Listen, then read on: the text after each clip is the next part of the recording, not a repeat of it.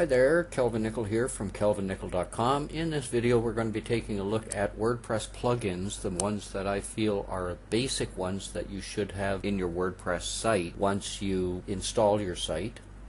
And when you first install your site, you have a couple that are actually automatically installed. There are some that are in there that you should get rid of. One would be the WordPress Mojo, unless you want to purchase templates and such through them. It's just an advertisement for products that WordPress sells. So I generally just uninstall that one, get rid of it. And another one that is installed is the Jetpack, which I do recommend. That there are some of the plugins that they have set up in the Jetpack. Out of the 27 or so plugins that are in the Jetpack, there are some that I do recommend that you get and set up. If you're using the Jetpack, you do have to create an account with Wordpress.com and have it linked in order to do some stuff like the stats, for instance, or subscriptions and stuff like that. I do recommend that you do get it. Let's take a look at the Jetpack to start with. When you click on Jetpack, you come up with this screen here, and it's only showing 9 of the plugins that are available. If you want to see them all, you click on this link down at the bottom, and it'll display all of the plugins that are available. You can select by all, active or inactive, alphabetical, newest, or popular. And the popular ones will be up at the top. And I just do it alphabetical, and as you can see here, there's a blue line. These are the ones that I have active. You don't necessarily need these ones active, but I do recommend that there are some that you will like to have. Gravatar, for instance, not really one that I need. If you want to know a little bit more information about these plugins, all you have to do is click on the actual plugin. It'll tell you what it is and what it does. And to go back, just X out of that pop-up window, and you're good to go. The ones that I do recommend that you do install or activate would be, let's go through these here. There's some at the bottom that I particularly like. The WordPress.com stats. This places a stat bar on your dashboard that you can see how many visitors you've had to what pages, etc. And it's a really good plugin. It shows a little window like this, and you can select daily, weekly, monthly. As you can see, it does pull up a lot of information. It shows this at the top of your WordPress site. For instance, if I go to my WordPress, it'll show it up in this area up at the very top, and gives you a lot of insight into where people are going. And you can also view by country. There's so much that you can do with these stats. It gives you a very good idea of where your traffic is coming from, and also what pages that they're going to. I do recommend that you activate it, and it's already in the Jetpack setup, so that's one. The other one is the wp.me short links. Now what this does is, if you click on an actual post, let me go to one of my posts here. Okay, this one's a draft, and as you can see here, it says get short link. You can click on that, and it'll give you the wp.me short link that you would be able to post in places like Twitter, where they have restricted space for your tweet, etc. Or you could use it to just send on Facebook or YouTube or whatever you want to do with it. Another one that I really like is the subscriptions. And what the subscriptions does is, at the bottom of the email, there's a comment area, and if you have comments activated on your site, then this notify me of follow-up comments and the notify me of new posts by email will be underneath the comment area, and anyone that's posting a comment would be able to click those and be able to follow.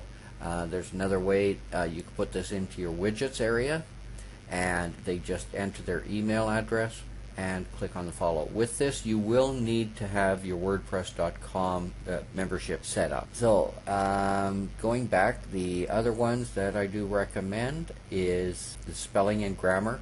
What that does is basically when you're editing a post or when you're creating a post, it will automatically, as you type, check for spelling and grammar mistakes and highlight it so that you can fix it before you actually publish it.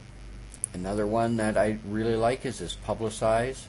It will publicizes your site to places like Facebook, Twitter, Tumblr, YouTube, and LinkedIn, and that'll in the end get you more traffic as well. Protect. This is a very useful plugin, and I do recommend that you use it. What it does is if any single IP address has too many failed attempts in a short period of time, they are blocked from logging into any site, yours or not, that has this plugin installed and activated. So it's a good way for us to protect our community of blogging from hackers and the like. So I would recommend highly that you do use this plugin. And see if there's any more that I recommend on here.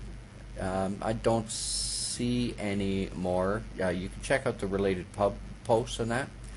From the other ones that come from WordPress.org, I do recommend, and this one is actually installed when you install WordPress.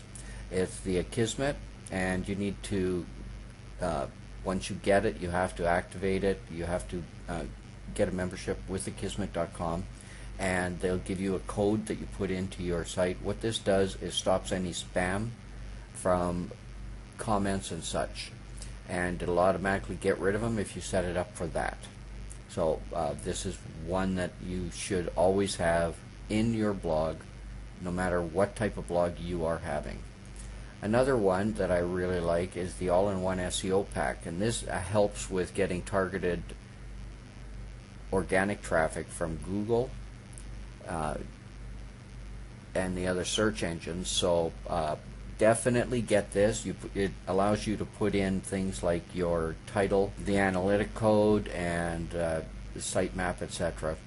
That will also be another plugin that you're going to be wanting to get is the Google XML sitemaps.